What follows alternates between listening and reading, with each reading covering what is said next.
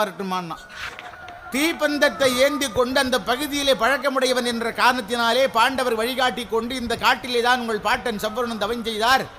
12 ஆண்டுகள் இடைவிடாது நெய்ய விட்டதனால அக்னி தேவனுக்கு உடல் மந்தம் தட்டி இன்று வரையிலே நோய் தீராமல் இருக்கிறார். இந்த காட்டிலே தான் அந்த அரசன் தவம் செய்தார், இந்த காட்டிலே தான் விஸ்வாமித்திரர் தவம் செய்தார், அந்த காடு இந்த காடு என்று பாண்டவருக்கு காட்டிக்கொண்டே அந்த தவம் செய்த வரலாறுகளை எல்லாம் சொல்லிக்கொண்டே வருகிறாராம். இரவெல்லாம் சித்திரசேனன் தௌமியர் என்ற மகரிஷியினுடைய ஆசீர்மம் வந்தது.